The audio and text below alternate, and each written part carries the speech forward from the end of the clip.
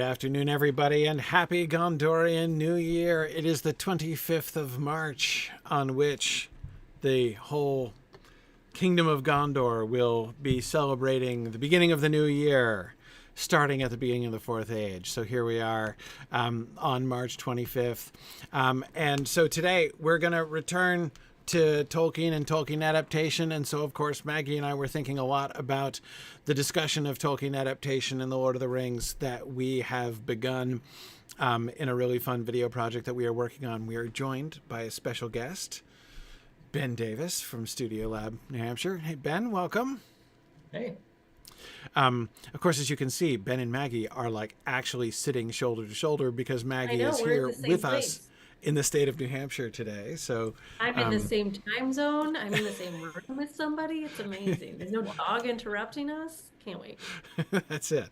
That's it. Yeah. You can see the sunshine still shining on Maggie at this time of day. So yeah. Ben, of course, is directing the video project, the sort of longer term video project that we are working on, which is, of course, designed to be exploring the Lord of the Rings, going through the Peter Jackson films and thinking through the adaptation questions and stuff along the way. We've already done a good deal of work on the opening sequences, the opening episodes of the show. And we're sort of thinking about that today. So it's not utterly different from what we do here, but it's a little bit more planned and a little bit more thoughtful. And it's in the studio, so obviously the production value is going to be a whole lot higher. So yes. It's been really fun. We've gotten together 3 or 4 times now to start, and I think we've probably got like 3 or 4 hours of footage to cover about 6 pages of text. Yeah, that to the surprise of no one. Right. Right.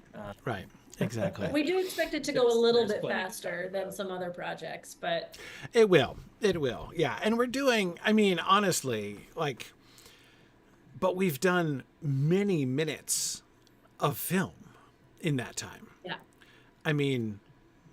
Lots of minutes. So, I think, the ratio is going to be good.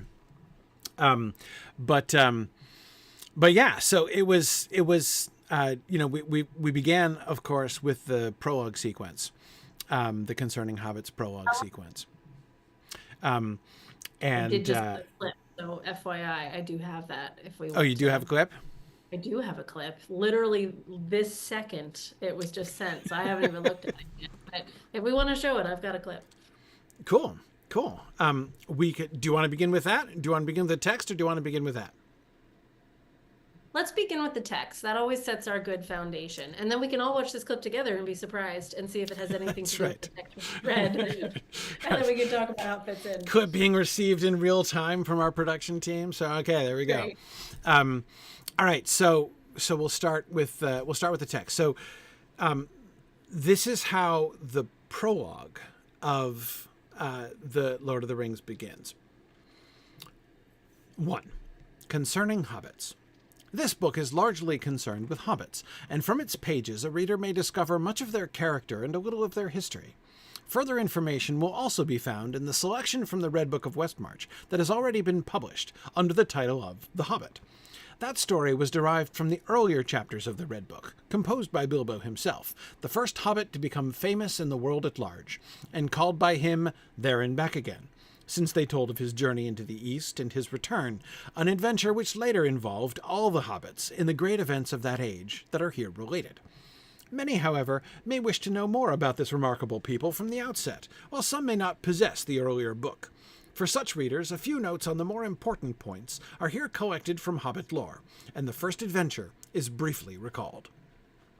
So this is Tolkien's frame for the prologue, which itself frames the entire narrative of the Lord of the Rings. And we can see several things that he's sort of doing with this prologue, and both with his overall prologue and the way that he is getting into it here in the first couple paragraphs. And one of the things that is remarkable. So especially when thinking about the Peter Jackson adaptation, right, and the ways in which the opening moments of the film, reading them through the opening minutes of the film, the way that they address the viewers, right, the way that they frame us and our position there. There are some really interesting, I mean, we can see some very pronounced differences, which again, in my mind, so clearly point to some of what seem to me the native differences between the written format and the film format. Tolkien begins with this very academic tone, right? And of course he writes with an academic tone. The sort of persona that he writes in these first couple paragraphs, he consistently maintains all the way through the prologue. And it seems to be the persona of a modern researcher who is our contemporary, speaking to us in our world about these historical texts, which he has not discovered, but has, it's a little it's a little uncertain exactly what this particular scholar's role is. He's a translator, it seems. Certainly a kind of like the one who's sort of bringing it to the public, but he doesn't speak as if he's just like, he doesn't say anything like, no one will ever have heard this, or, like I am excited to introduce you for the first time to these things. Instead, he speaks as if everyone already knows about all of these things and he's merely commenting on them, right? I mean, like, notice the way that he says, further information will also be found in the selection from the Red Book of Westmarch that has already been published under the title of The Hobbit, as if everybody knows that already. Like, obviously, it's a given. Everyone knows what the Red Book of Westmarch is, and that a section of the Red Book of Westmarch has been published already under the title of The Hobbit is something well known to everybody, right? Yeah. So he's framing it from the point of view of someone from the modern world. And I see, Alan Wiles is, talks about the prologue being written by Pippin for the people of Gondor. There are parts of it which are quite likely derived from a text that might have done that. Again, it's one of the things that he's going to be introducing throughout, is that there are all these different layers of sort of texts that he's working from and using as source materials. He may have, though Pippin was not, did not become the prolific writer of nonfiction that Merry became. However, it's possible that there are some notes or writings from Pippin that did survive and were used as sources. But the voice all the way through, we are not asked to enter into, like the opening paragraphs do not ask us to enter imaginatively into the world of Middle-earth. They instead invite us to stand back and look at the world of Middle-earth, but also they ask us to take for granted the fact that the world of Middle-earth exists and is historical, right? Even to creating a certain amount of ambiguity when he says, for instance, composed by Bilbo himself, the first Hobbit to become famous in the world at large. What world? The world of Middle-earth? Our world? Right? I mean, like, it's, I think, legitimately unclear what world he's referring to there, because because again, he's absolutely assuming from the beginning that all of these things are part of our world. When he refers to the great events of that age that are here related, right? There's no hint. There's no there's no even allowance for the possibility that these things are fictional, right? There's no leap being asked or required of the audience. It's just a statement of fact. Here's information. Yes, information. Because everybody goes to The Hobbit for information. Right, like the Hobbit is preeminently a book of information that people go to, right? That's further information will also be found, I think, is a delightful sort of I don't know. It's almost like a satire of the Hobbit, almost. I mean, it's certainly kind of a joke.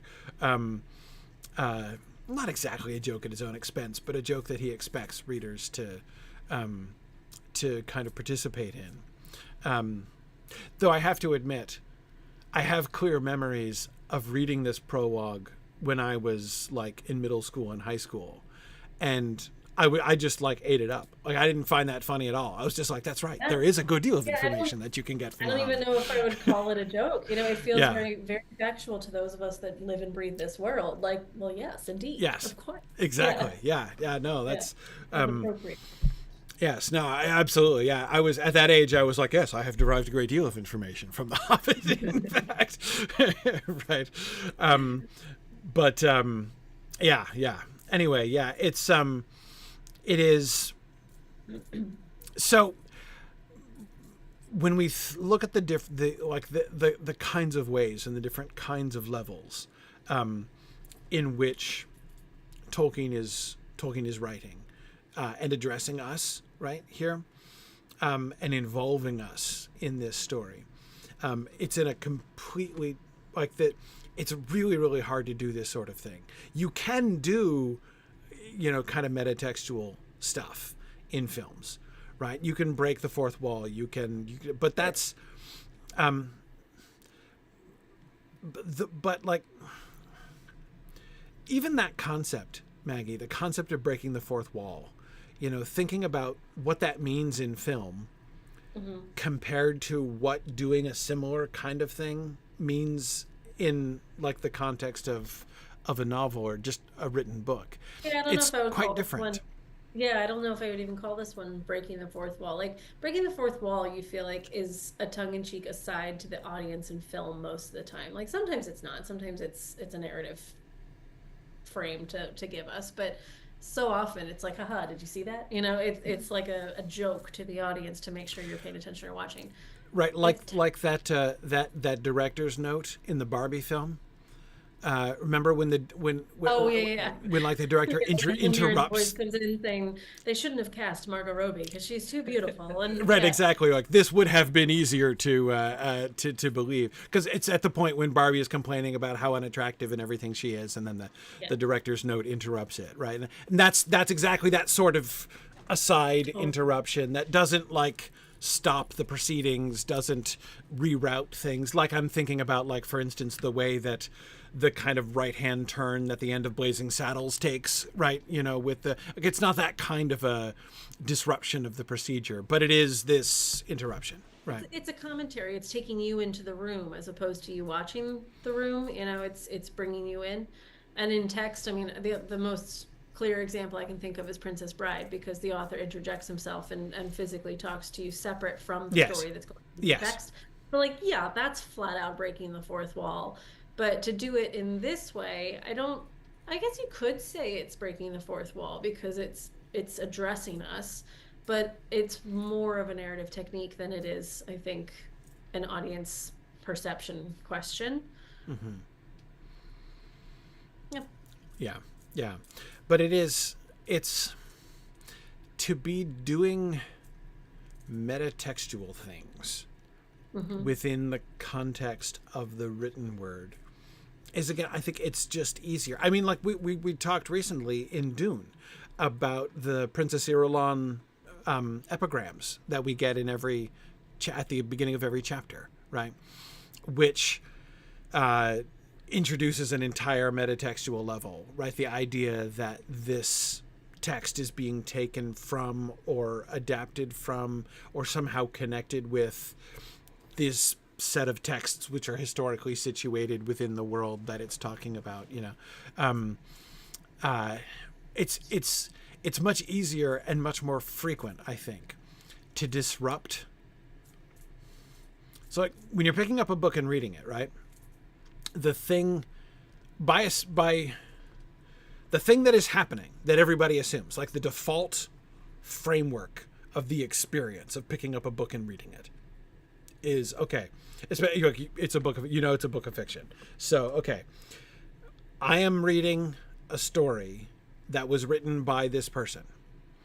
So I'm going to now begin reading this work of fiction.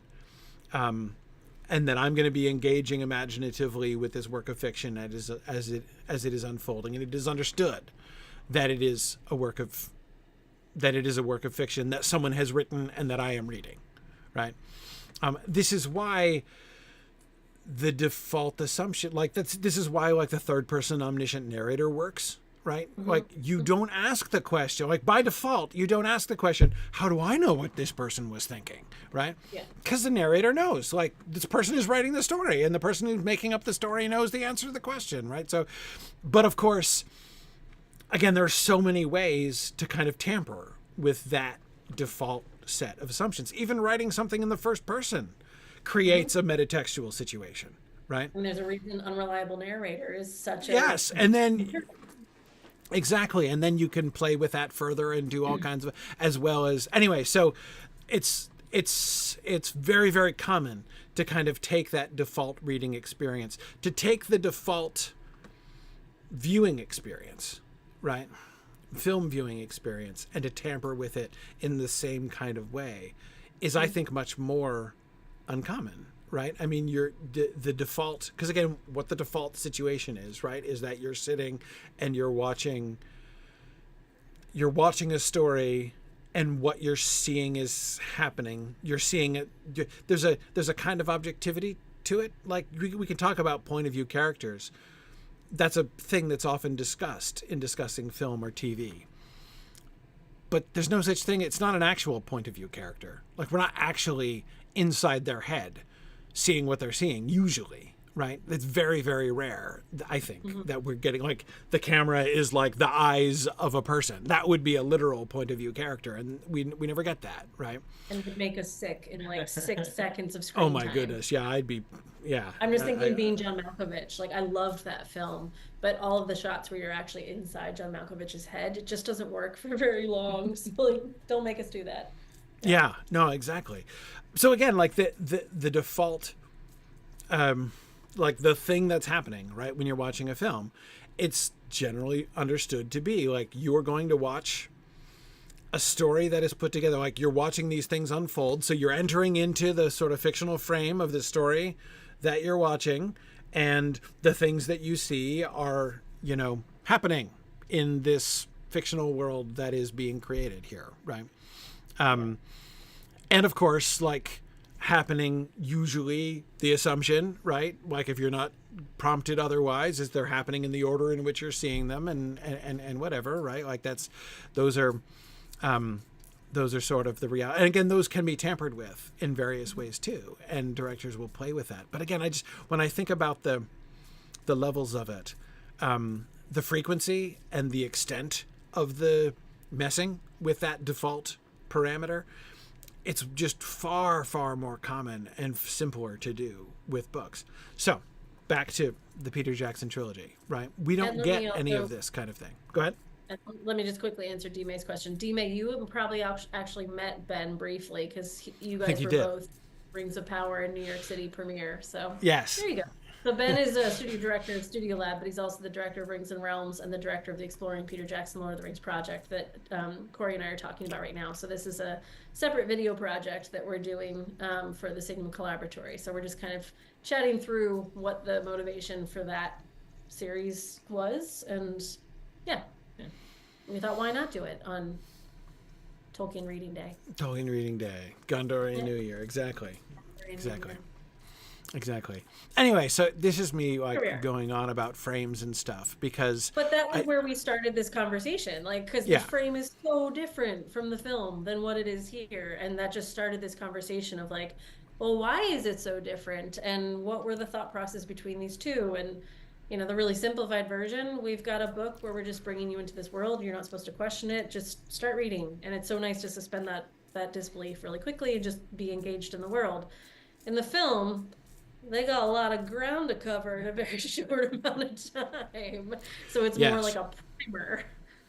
Well, yeah, exactly. And it's even if you think about the question of like what questions do they feel they need to answer at the beginning of the film compared to the questions that Tolkien seemed to feel he needed to answer.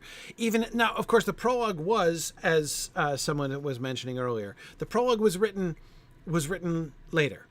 The prologue came out with the I think it was released with the second edition of the Fellowship of the Ring. It wasn't part of the original story. It was written later on. It was definitely written after he wrote the whole story. But even then, so like both, if you look at the beginning of chapter 1, which is how he begins the story when he starts writing it, or if you look at the prologue, which is how he chose to frame the story after the whole story was finished, in neither place do we get any of the kind of background that the Peter Jackson team felt they needed to include in the prologue sequence of The Lord of the Rings. We don't get any explanation of the making of the rings. We don't get any explanation of the Elder Days. We get no elves and dwarves and Battle of the Last Alliance. When's the first reference to the Battle of the Last Alliance? In the book, I mean. Chapter 10? 11? Like when they get towards Weathertop, we start hearing about the Last Alliance a little bit. Gil-galad is, I mean, isn't it when Aragorn is reminiscing on Weathertop, when he's like, Elendil stood here to await Gil-galad at the coming of... Do we get any references? Is it not in Shadow of the Past? Not the Last Alliance. Well, we get an allusion. We get Celebrimbor, but I don't think we get Gil-galad. I think we get a very indirect reference. Like, that's where he says, like, the power of the elves to resist him was greater than, right? And that paragraph. But it certainly does not tell the story. And absolutely does not tell the story of, like, the breaking of the sword and the cutting off of the ring and the, Isildur taking the ring. And, like, we don't get any of that until book 2, right? I mean, it's, like, none of that stuff is involved. Again, certainly not at the beginning, before, like, we've got to explain all these things before we go to Bag End, with Gandalf at the beginning of the story.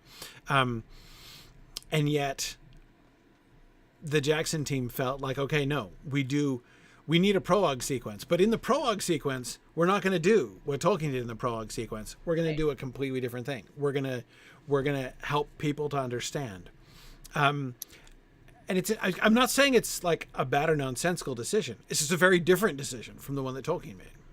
Does it achieve something similar on a film level, though? Because if you were to do that sort of explanation in a film, like it's done in the book, in Shadow of the Past or Council of Elrond or somewhere in there, you wouldn't get what is achieved in the film, where it's something similar, right? Where you're now listening to a story that's being told that is contemporary, right? Right. As opposed to just watching it happen. Right. The narrator's talking directly to you. I guess I never thought about it. They didn't have to do that. No, they didn't. I just feel like there's something there about tone, right? Because if we had started the Peter Jackson trilogy the same way the text starts, it would have felt to me very Masterpiece Theater, sitting next to a fireside in my chair, opening a book and discussing academically the history. Whereas we're starting with this really powerful voice of an elf telling us this really gruesome and action-packed history over the course of 7 minutes. It's a different kind of hook. Yeah. And I don't know if they did that, but you would imagine there'd be some conversation around a table being like, how do we hook all these people that are not fantasy fans and have never read Tolkien before? And one is a little more grabbing than the other. Yeah, for sure. And you're absolutely right about Masterpiece Theater. Like, I couldn't swear that the narrator of the prologue has a leather armchair. Like, that might be a little high end for him. But that's exactly the thing, right? Yeah. I mean, it's like the pipe is in hand. We know this. Yeah. Kind of stuffy, modern academic telling us about his research is what we get in the prologue. Yeah, and like even a little snooty about it. Like, well, obviously about that, Yeah. I mean, he's relatively generous in his assumptions about what we know, which means he says all these things we have no idea what he's talking about if we're reading it for the first time. Anybody at a conference we've ever listened to in a paper, we're like, well, clearly you've heard of so and so. Right, exactly. Now I say generous because he's not doing a lot of like name dropping and stuff like that, right? He's it could be, the tone could be more over the top. But again, but that's exactly it. That's exactly the kind of frame that he gives to the prologue, right? But of course, the sort of perverse effect of that kind of distancing, like I'm going to talk from the frame of an academic sitting in an armchair, is to invest the story itself with greater reality. Yeah. Right. Yeah. Like, it's a given. This stuff really happened. This is history, folks. This isn't even a work of fiction. So again, he messes with that scenario. Like, I thought I was picking up a fantasy novel, but it turns out I am, picking up a work of like historical scholarship. Actually, is what the prologue is claiming, right? So that's already being messed with now. So back to what Jackson's doing. Jackson is. They do convey, Ben, I'm coming back to what you were saying before. They do convey the sense of story, right? Like the sense of like the commentary on the history, instead of just starting straight in to the narrative. One thing I keep being tempted to say is like by doing the prologue, they prevent having to interrupt the story for a lot of exposition later on, as Tolkien, of course, very cheerfully does interrupt the story for like an entire chapter of exposition, essentially in chapter 2.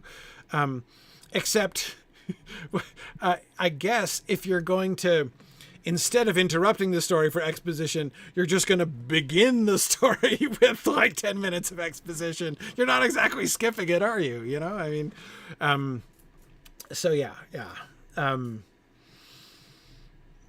Yes. It does, but it does put things on a different footing, and it gives us particular prompts, right? And Maggie, I know this is some of the stuff that we talked about. One of the things that we discussed in one of the segments that we've already filmed for our video series on this is why they chose the particular voice they did, right? What is the impact of choosing Galadriel's voice for the prologue sequence, which is one of those things which, when you're very used to the film, feels inevitable, right? Like, well, of course, Cate Blanchett begins with the voiceover at the beginning. But from the perspective of the story, it is far from a given. And they recorded multiple people on that. They weren't sure which one they wanted originally either. Yeah. And we talked a good deal about the differences. We know that two of the other candidates, they recorded a Frodo intro, right, an Elijah Wood intro, and they recorded an Ian McKellen version of the intro,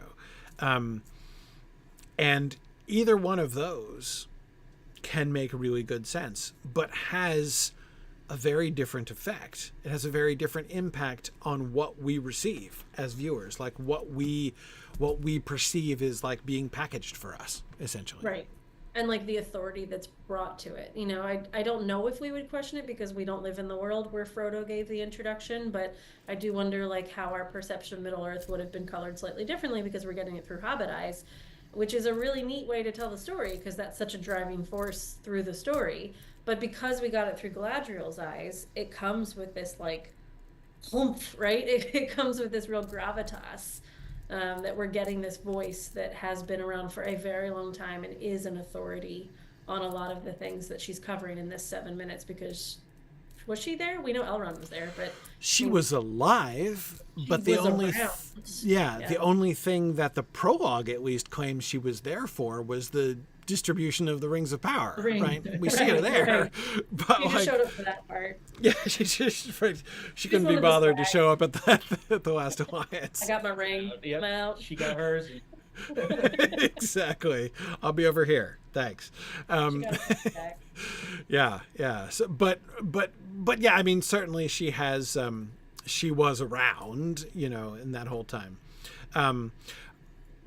But again, the way so from that level, it makes a lot of sense. And the thing that I think I love most about the choice of the Elvish frame is that it manages to, the fact that they have an elf framing the story and talking about the elder day, like here's the ancient history that lies behind the story you're about to hear, does create a situation which is reminiscent of the textual situation, right? Where Tolkien begins with the stories of the elder, the elvish stories of the elder days, and the Lord of the Rings kind of emerges out of that. The film gives us, and we would certainly have, watching only the films, no other indication that the roots of the modern stories, like that the modern stories are connected back to these elvish stories of the elder days. We get several places, usually from Sam, right, which remind us of that fact during the Lord of the Rings, even though we never, during the Lord of the Rings, if we didn't have the Silmarillion, which nobody had for more than 20 years after it was published, we wouldn't have any idea what most of those stories are, right? We wouldn't know who Beren and Luthien are apart from the very limited selection of their story that we get in the poem that Aragorn recites, and the quite impossible to interpret references to Turin Turambar and such like that. Anyway, this is so the way that in which they create this historical elvish frame, and that's where the story begins, right? That's the voice that we get, is not only an elf voice telling us the early story, but even like the elf voices whispering in Elvish in the darkness, right? That we get at the very opening frames of the film.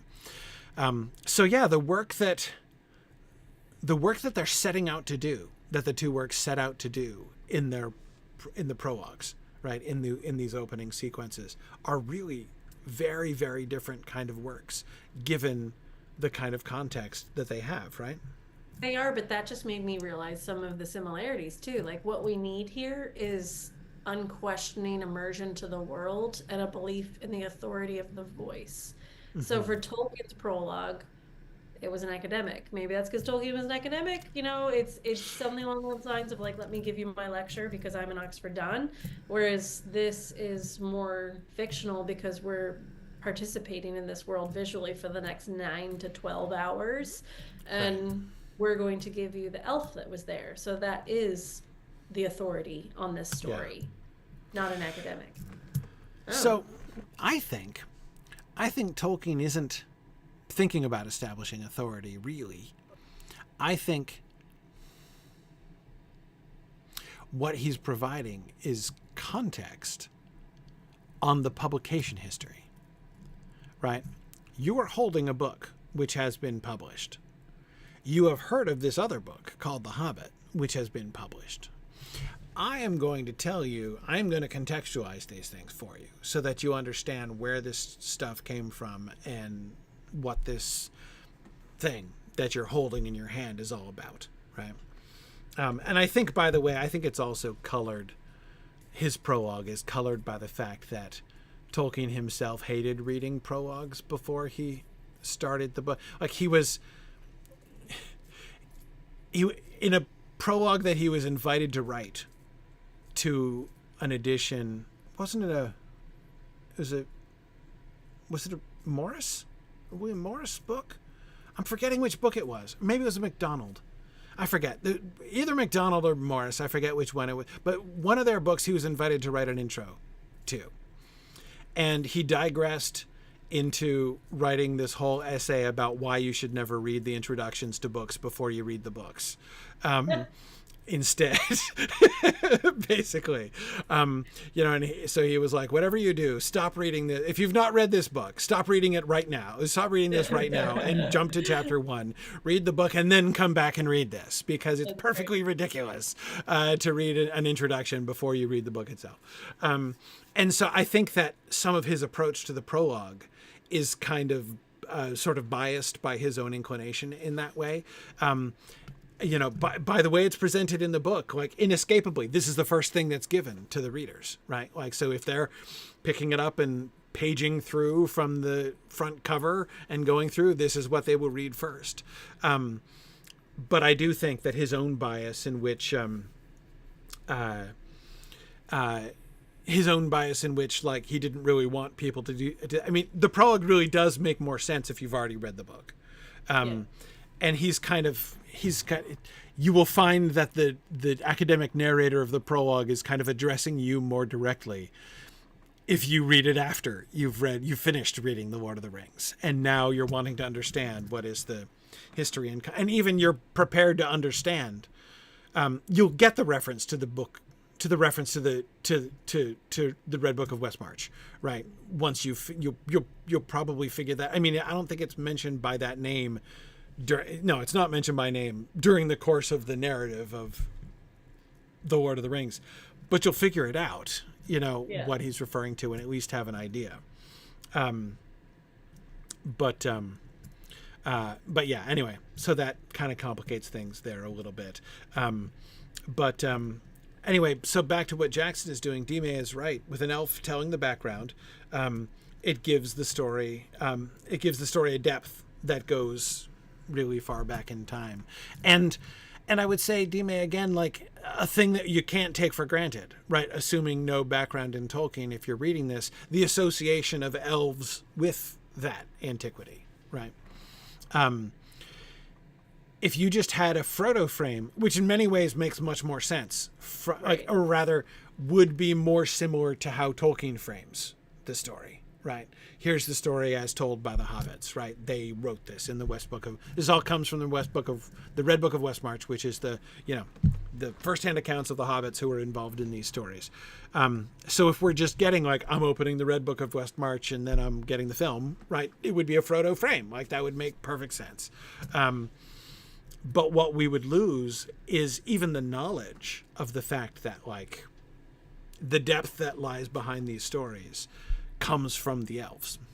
Like Phil references that, just letting us know that deep time exists. Yeah, like just knowing that we have that longevity in this world, and that there's beings that are still alive that can talk about it. Like, it just reminds me that I think it's Amy Sturgis did it in a science fiction lecture where she was like, the second a door is described as a portal door and goes like this.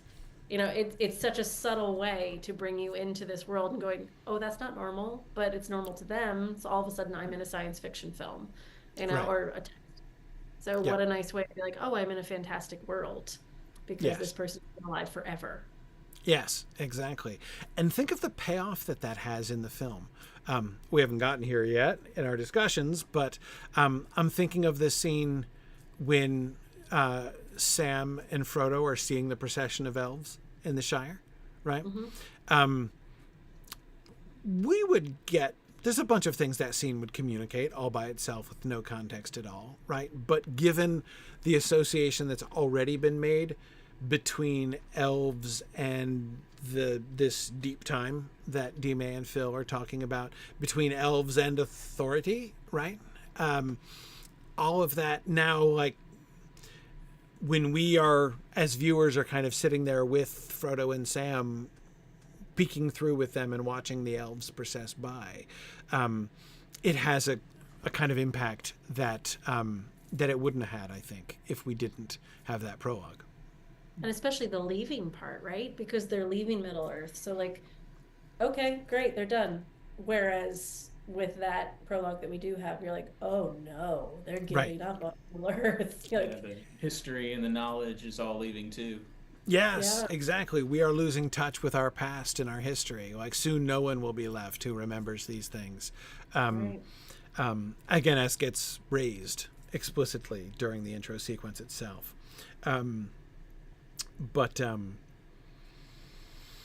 Yeah. See what this Sure. says?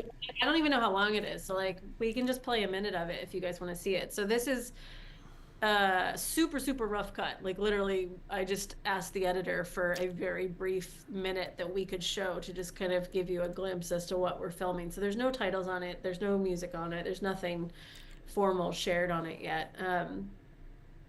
Where did I stick it? There. Yeah, 3 you minutes. should be able to screen share. Okay.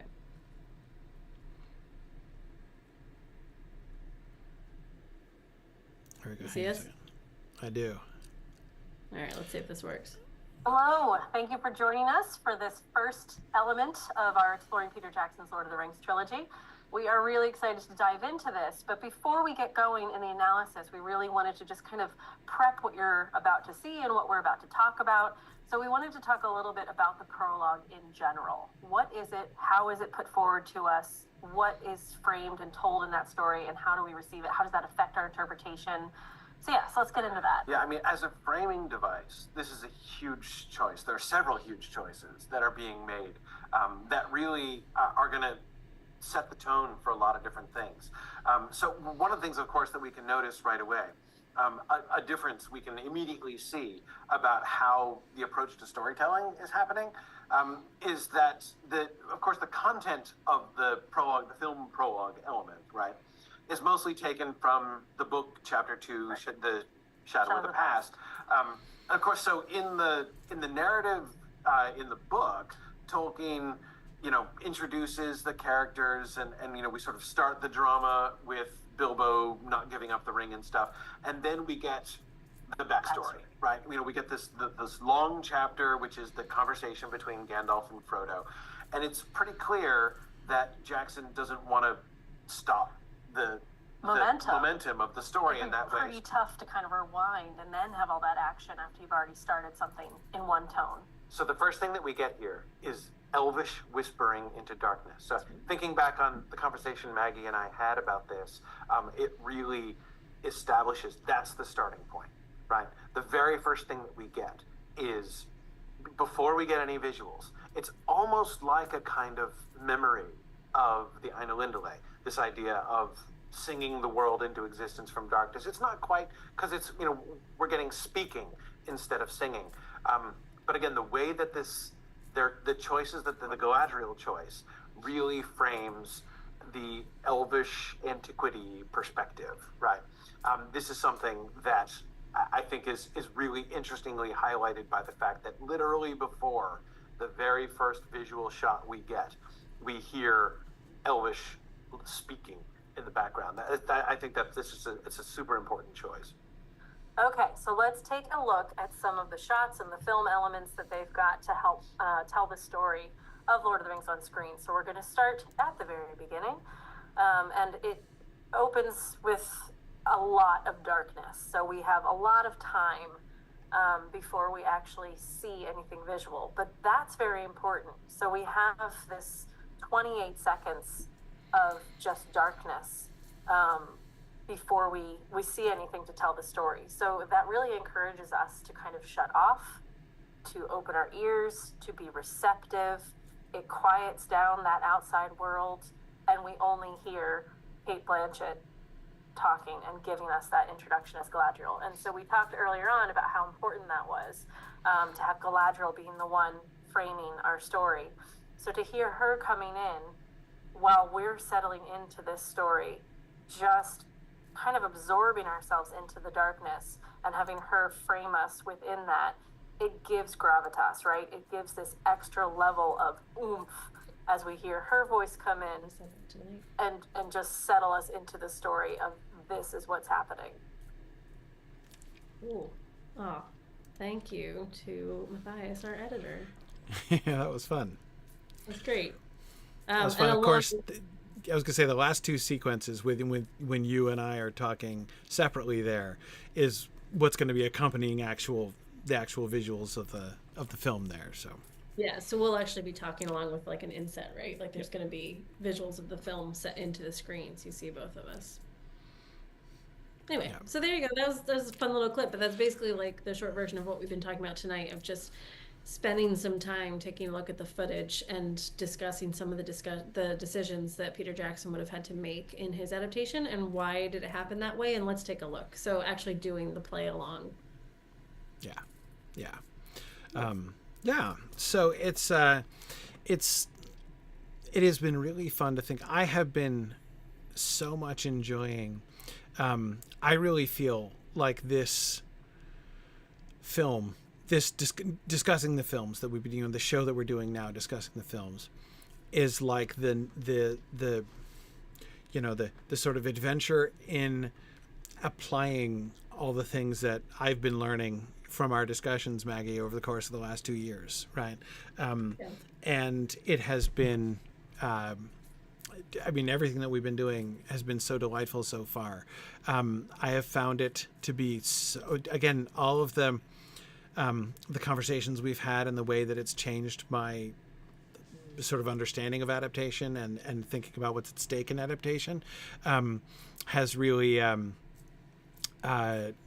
made the experience of watching the film and commenting on it such a different experience than I ever would have expected. It's been so much more fun, so much less complaining, so much more analysis. It's just it's excellent. That It's was excellent. the goal. Yeah, it's definitely not a making of trivia series. It's very much analysis, which has been a lot of fun. Yeah. And we were trying to figure out if there were ways that we could do it, because obviously I live in the UK and Corey lives in New Hampshire. It's like, oh, well, we could do this part separately, we could do that, but we happened to be together in February, and it was only like 3 or 4 hours over 2 days, and it was so much fun, and we just lit through a bunch of stuff and really enjoyed talking about it. That's like, yeah, we're just gonna wait to film until I'm back in New Hampshire, and we'll just get a lot done. Yep, exactly. And here you are. So we're looking forward to getting back in the studio here at some point in these next couple weeks, which will be great fun. And folks who are interested in keeping up with this video project and following along both with the development and having some input in the development and kind of being a part of our team on that, as well as seeing all of the finished clips and stuff when things are completed and as we're rolling it out, can do so by joining us at the Signum Collaboratory. So that's collaboratory at signumuniversity.org. No, collaboratory.signumuniversity.org is what I mean to say. You can join us there, and that's where we are doing that and a number of other really fun projects. So Yeah. Fun. Anything else you want to talk Very about tonight? I'm like, it feels like such a natural finish, but we never end 5 minutes early. I know, right? It's a little bit strange, but we should probably take advantage of the momentum there. So next week we're going to go back to Arrakis, right? Yes. Because we're going to be bringing in our two of our local Signum Dune experts to talk about Dune. We were really interested. We had a conversation with Dom Nardi and Trevor Brierley, the editors of a really fun book on Dune,